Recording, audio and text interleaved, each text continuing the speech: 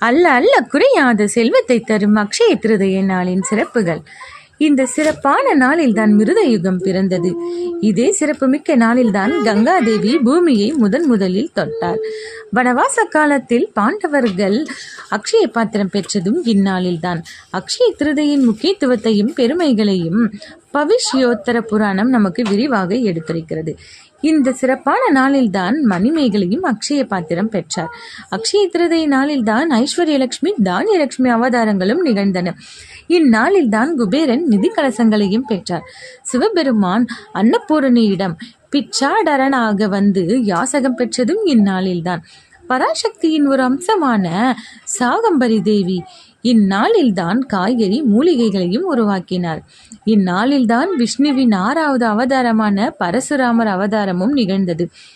ரோகிணி நட்சத்திர நாளில் வரும் அக்ஷய திருதியை மிக மிக சிறப்பு வாய்ந்தது. இந்நாளில்தான் விநாயகருக்கு மகாபாரதத்தை வியாசர் போதித்தார். வட மாநிலங்களில் அக்ஷய திருதியை நாளில் திருமணம் நடத்துவதை புனிதமாக கருதினார்கள்.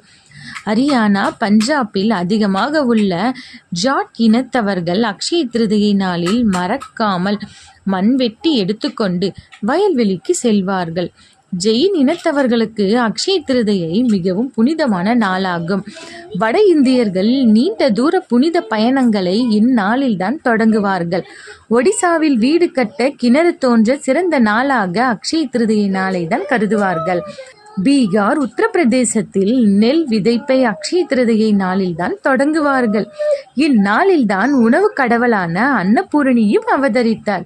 அக்ஷய திருதியை அன்று தங்கம் வாங்க இயலாதவர்கள் உப்பு வாங்கினால் கூட போதும், தங்கம் வாங்குவதற்குரிய பலன்கள் மிகவும் கிடைக்குமாம்.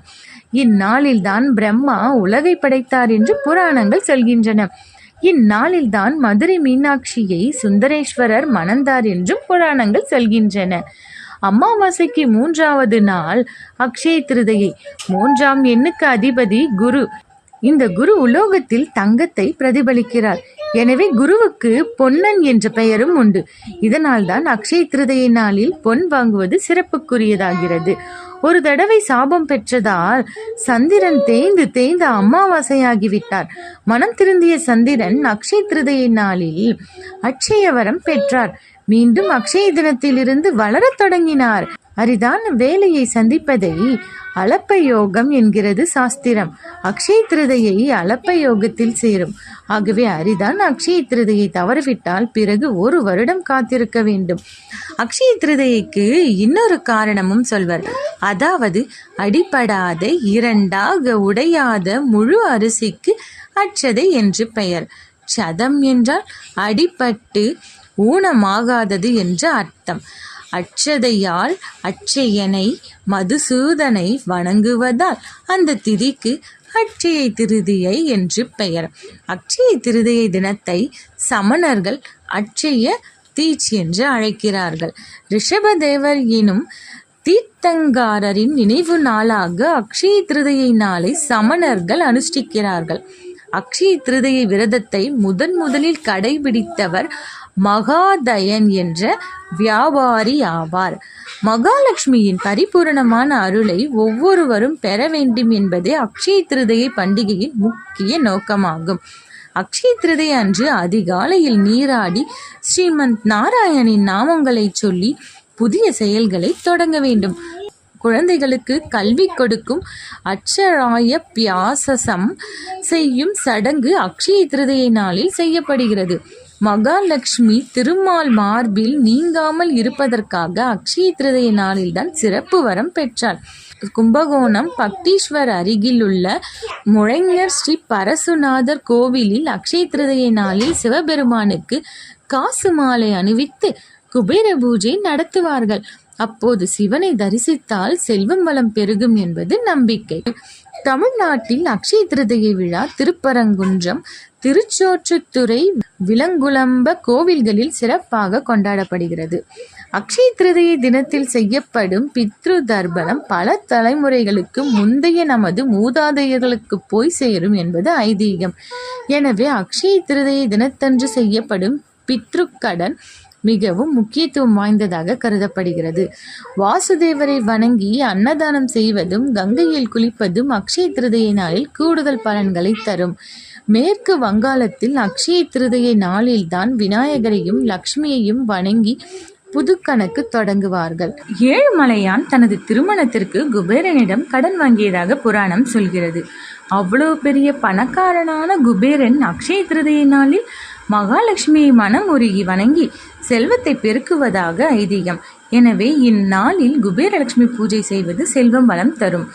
இத்தினத்தன்று அதிகாலை விஷ்ணு பூஜை செய்வது அளவிடற்கரிய பலன்களை தரும். இத்தினத்தன்று செய்யப்படும் தானங்களில் அன்னதானம் மிகவும் உயர்வாக கருதப்படுகிறது. இத்தினத்தன்று லக்ஷ்மி படத்துக்கு 1 முழம் பூ வாங்கி போட்டு மனதார பிரார்த்தனை செய்தாலே போதும். கனகத்தாரை நிச்சயம் உங்கள் வீட்டிலும் செல்வ வளம் பெருக செய்வார். இத்தினத்தன்று மிருத்யுஞ்சய மந்திரத்தை குழந்தைகளின் தலையணை அடியில் வைத்தால் கண் திருஷ்டி கழியும். இத்தினத்தன்று வீட்டில் 4 மூலைகளிலும் சோழிகளை போட்டு வைப்பது மரபு. செல்வத்தை கொண்டு வரும் அம்சமாகும் இது. இத்தினத்தன்று சத்ரு சாந்தி பூஜைக்கு ஏற்ற தினம். இதனால் எதிரிகளின் தொல்லை ஒழியும். இந்நாளில் மிருத சஞ்சீவினி மந்திரம் ஜெபித்தால் நோய்களின் வீரியம் குறையும். இந்நாளில் சிவனே அன்னபூரணியிடம் உணவு பெற்றதால் நமசிவாய மந்திரம் இன்று முதல் சொல்லத் தொடங்கலாம். பிறகு தினமும் 108 முறை ஓம் நமசிவாய என சொல்லி வந்தால் பார்வதி பரமேஸ்வரனின் அருள் பரிபூரணமாக கிடைக்கும். இந்நாளில் பவானி சங்கமேஸ்வரர் கோவிலில் உள்ள முக்கூடல் புண்ணிய தீர்த்தத்தில் நீராடினால் நமது எல்லா பாவங்களும் விலகிவிடும் என்பது ஐதீகம். கர்நாடகா மாநிலத்தில் அக்ஷய திருதியை நாளில் பெண்கள் ஒரு மண்டபத்தில் கவசம் வைத்து அதில் கௌரியை எழுந்தருள செய்து சொர்ண கௌரி விரதம் கடைபிடிப்பார்கள். இதன் மூலம் பார்வதி தேவி தங்கள் வீட்டுக்கு வருவதாக நம்புகிறார்கள். இந்நாளில் கும்பகோணம் மற்றும் அதன் சுற்று வட்டார பகுதிகளில் உள்ள 16 பெருமாள் கோவில்களில் இருந்து 16 உற்சவர்கள் கருட வாகனத்தில் புறப்பட்டு கும்பகோணம் பெரிய தெருவில் ஒரு சேர அணிவகுத்து பக்தர்களுக்கு தரிசனம் தருவார்கள். இந்நாளில் நெல், அரிசி, கோதுமை, தங்கம், பசு, பானகம், நீர்மோர், விசிறி, குடை போன்றவற்றை தானம் கொடுக்க சொல்கிறது பவிஷ்ய புராணம். அன்றைக்கு கொடுக்கப்படும் பொருட்கள் அளிப்பவருக்கு நிறைவாக பெருகும். இந்நாளில் முன்னோர்களை நினைத்து எள்ளும் தண்ணீரும் அளித்து வணங்க வேண்டும் என்கிறது தர்மசாஸ்திரம். தண்ணீர் நிரம்பிய குடத்தை தானமாக தருவது சிறப்பு என்கிறார்கள். இதனை தர்மக்கடம் என போற்றுவர். இந்நாளில் காலையில் எழுந்து நீராடி உணவு எதுவும் உட்கொள்ளாமல் கடவுளை வழிபட்டு தானம் அளித்து பிறருக்கு அன்னம் அளித்த பிறகே உணவை ஏற்க வேண்டும். இது மன தூய்மையையும் ஆரோக்கியத்தையும் ஏற்படுத்துகிறது. இதில் அறநெறி சேர்ந்திருப்பதால் பிறவி பயனும் கிடைக்கின்றது. இந்நாளில் வசந்த் மாதவாய நம என சொல்லி 16 வகை உபசரணங்களால் வசந்த மாதவனை வழிபடுங்கள். இந்நாளில் ஆலம் இலையில் மிருத்யுஞ்சய மந்திரத்தை ஜெபித்து வியாபாரம் நடக்கும் கடையில் வைத்தால் வியாபாரம் பெருகும், எதிரிகள் தொல்லை நீங்கும். இந்நாளில் செய்யப்படும் பித்ரு பூஜை 3000 மடங்கு நல்ல பலன்களை தரும். ஞாயிற்றுக்கிழமைகளில் வரும் அக்ஷய திருதியை நாளில் தானம் செய்தால் அது பல கோடி மடங்கு கூடுதல் சக்தியை தரும். ஏழ்மையாக இருந்தாலும் அக்ஷய திருதியை நாளில் தானம் செய்தால் செல்வம் கிடைக்கும் என்பது பவிஷ்ய புராணம் சொல்கிறது. ஒவ்வொரு அக்ஷய திருதிக்கும் தவறாமல் தானம் செய்தால் மறுபிறவியில் அரசனுக்கு இணையான செல்வந்தர்களாக பிறப்பார்கள் என்பது ஐதீகம். மகாலட்சுமியின் அருள் பெற வேண்டுமானால் அதிகாலையில் பிரம்ம முகூர்த்த நேரத்தில் எழுந்து குளித்து பூஜை அறையில் விளக்கேற்றி வணங்கி மகாலட்சுமி பெயரை உச்சரித்தாலே போதும். செல்வம் வளம் தானாக தேடி வரும். அனைவருக்கும் இனிய அக்ஷய திருதியை நல்வாழ்த்துக்கள். மீண்டும் வேறொரு பதிவில் சந்திக்கலாம். நன்றி, வணக்கம்.